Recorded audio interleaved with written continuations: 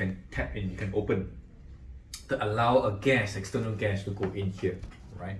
And that's what we call, the first function is always for a flash gas from the economizer. When you do a subcool, for example, from a condenser liquid point of view, right? When you flash into these vessels, right, it can be a gas and liquid. This is part of subcool liquid.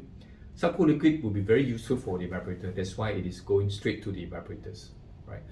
Those gas here, which is not so useful, you got to be sucked back as a flash gas into the suction port here.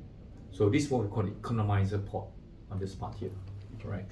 And then you can continue to compress into the condensers. So this is one use of a suction side port, or should I say economizer port, to do that, right? The other one on the same side port here, okay, you can also do a load that can goes into these compressors. And this load can be any secondary load which is higher pressure than evaporator. As long as it's higher pressure than this side port pressure, right? Because these side port pressures normally is determined by the difference, the pressure here is determined by the pressure difference between this and this, depending on where you open this hole, this opening. So every factory has an economizer port, right?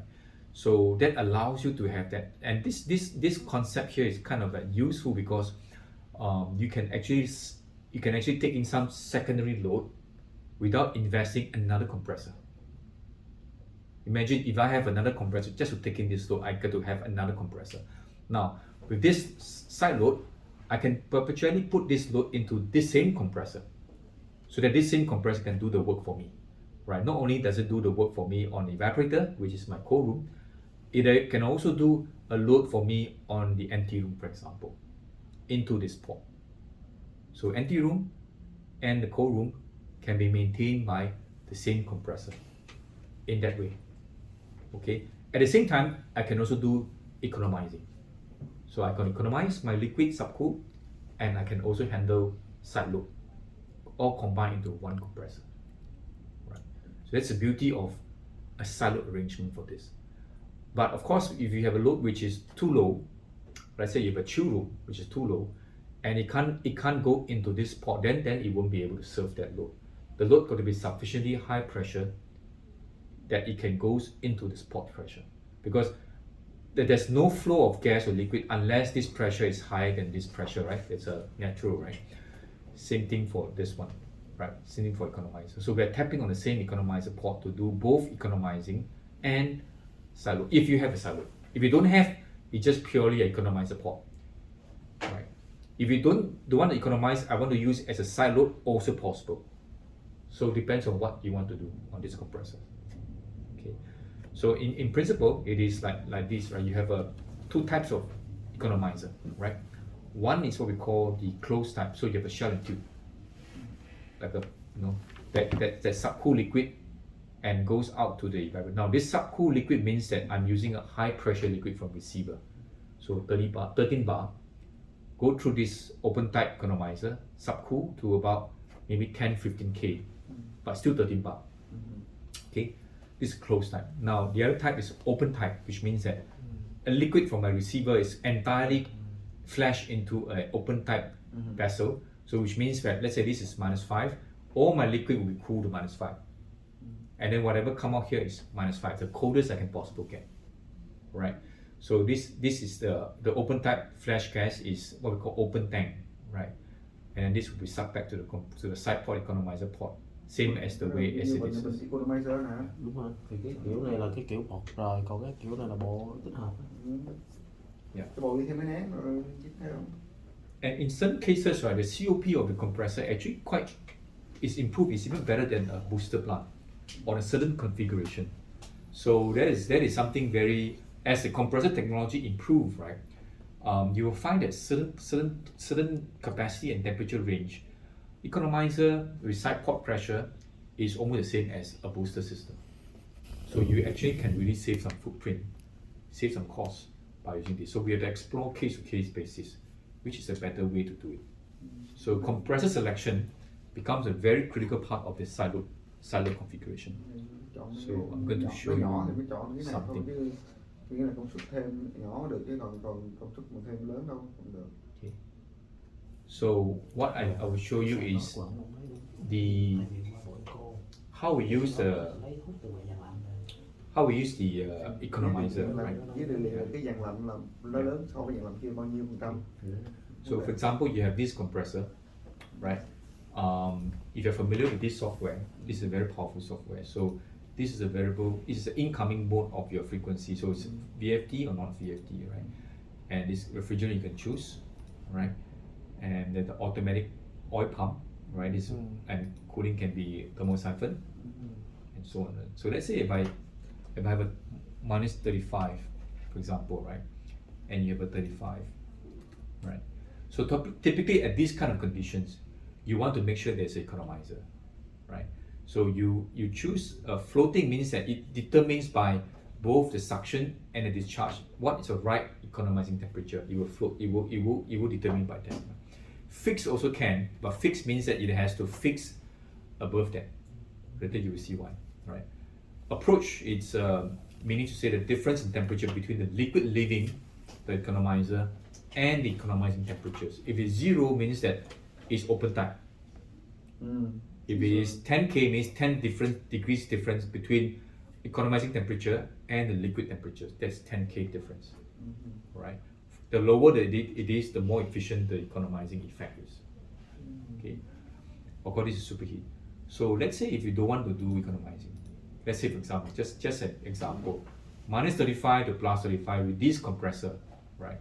You will see that it has a very low COP, right? It has also a very low, you see this COP is 1.6 something, yeah? Minus 35 to plus 35, right? No economizer, no side load, 202 kilowatt, and power of 125.6, yeah? So the moment you put a side load, let's say I put a side load here, floating, and I put a 10K, which means there's a temperature difference, a shell and tube type of heat exchangers. And you run here, you see from 1.6 it will jump to 1.7, right? It has similar power, but it will be reduced, it will have better efficiencies, it will have a lower power consumption, right? So if you do 0 degrees, for example, right, you have even better COP, 1.8, right? And it has a much better output on here, right? So that is the one of the function of economizer, to economize it. So if I go to this rating, right? So what it means that economizing temperature, you see here, minus 18.4 between here to here. So 0.93 bar at the minus 35, which is below atmosphere. 13.5 is high, but here this pressure is very close to this one. So it's in between these two pressure.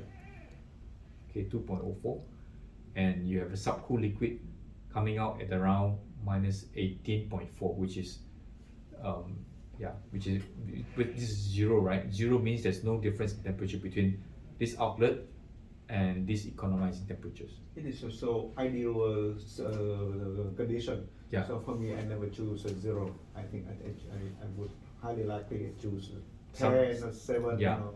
Okay.